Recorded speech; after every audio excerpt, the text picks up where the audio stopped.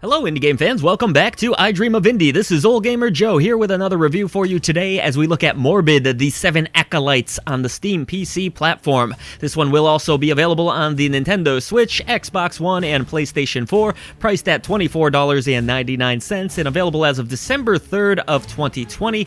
It comes from developers still running and was published by Merge Games, and they're describing it as a Horrorpunk Action RPG. I enjoy that.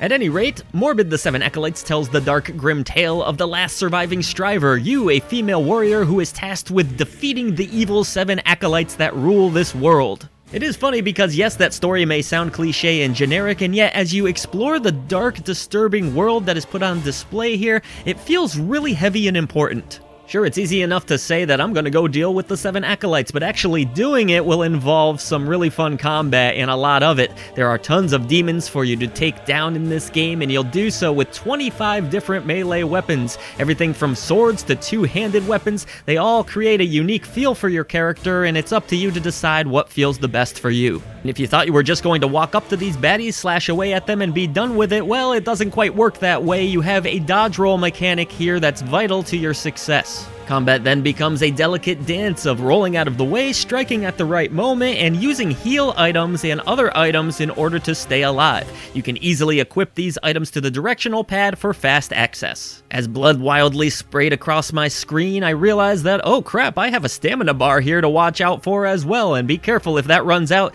you leave yourself pretty susceptible to taking damage. And to top it all off, you have a sanity bar in this game as you're slowly losing your mind. I certainly would if I was exploring this world. As that fills up, enemies will get more and more powerful, and the world as a whole becomes a far more dangerous place, if you can believe that. Not only is the combat system a whole lot of fun in Morbid the Seven Acolytes, the interesting enemy variety that will be thrown your way keeps it feeling pretty fresh too. Some of these disgusting foes will blow up into a mesh of blood that will squirt all over, unleashing more enemies after the fact. Other demons will slowly lumber across the screen, striking you at the right moment. You'll have to really pick and choose your battles here, as you can take serious damage from some of the game's larger foes, and of course those Seven Acolytes, when they eventually show up, well, they'll kick your ass pretty easily. Still, despite the fact that there is a good amount of enemy variety here, the repetition can set in rather quickly. You're going to strike an enemy, dodge out of the way, strike an enemy, dodge out of the way, maybe use a heal item, and that's more or less the basic pattern of combat. I don't really mean that as a criticism though, because having to keep your eye on the stamina bar as well as your own sanity does add an extra element that will keep you on your toes. It's not all about the close range combat in Morbid though, as you can acquire different guns. I freaking love guns in action RPGs, and Morbid is no exception. It's a ton of fun to pick off enemies from a distance, get different guns, and equip different runes to both your swords and your guns that you'll come across. Some of these runes will add different attributes to your weapons, including ice or fire, as you might expect. Yes, a little bit generic, but still a whole lot of fun. Despite the fact that the movement of this game feels a little bit slow even when you are running, the combat does always feel thrilling thanks to that stamina meter and the other attributes that you have to worry about. But actually, traveling around this world isn't too difficult anyway, so the speed isn't a big deal because you come across checkpoint statues of sorts, and these will allow you to fast travel from location to location, as well as upgrade. You do level up in this game the more and more enemies that you kill. Not only are you acquiring skill points along the way, you'll also come across statues that you can smash, which will unlock blessings. You then have a few slots which you can equip these blessings to, and then pump those skill points into them, allowing you to build a character of your choosing to a degree. Don't expect a massive skill tree here, but there are some customizable options. You can increase your stamina, your health bar, and it's going to be up to you how you disperse your skill points to do so. By now though, you're probably wondering about the difficulty of this game. Well, it kind of hits a nice balance if I'm being real with you. The first 3 hours or so of the game, I found that I was pushing forward at a pretty brisk pace, only taking a few deaths, which there's not a huge penalty for taking a death, by the way. You are sent back to the last checkpoint, but that's about it.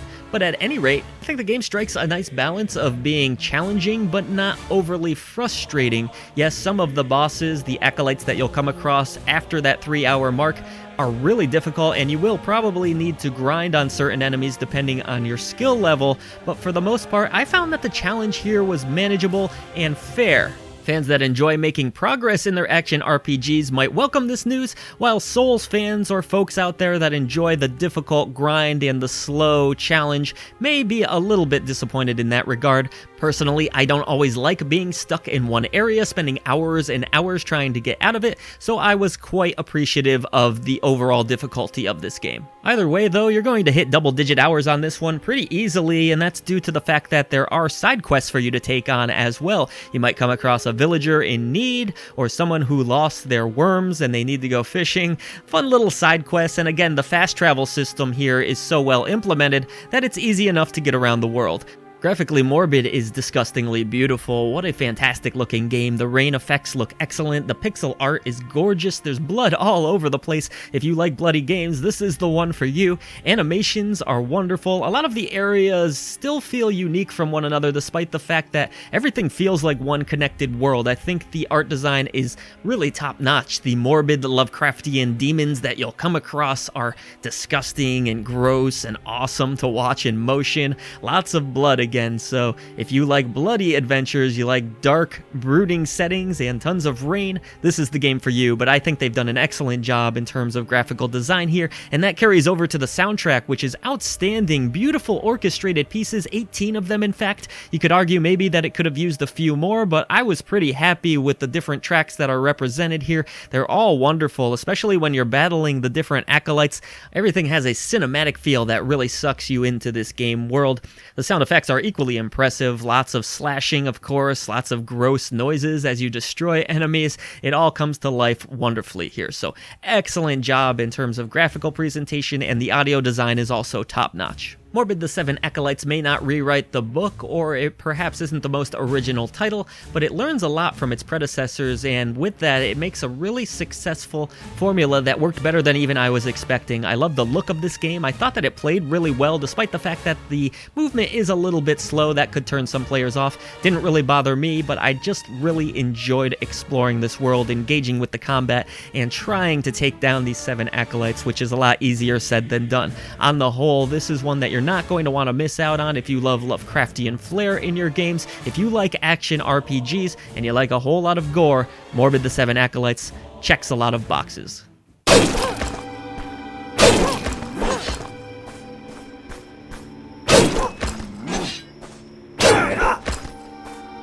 So will you be checking out Morbid the Seven Acolytes? Let us know in the comment section below, and if you have enjoyed our video coverage today, consider hitting that subscribe button. It helps us to bring a voice to the voiceless ones in gaming. There are a ton of other ways that you can support I Dream of Indie right down in the description box below. We have a merchandise page. You can also become a member on this channel. However you end up supporting us, it means more reviews and previews for you, and we thank you so much.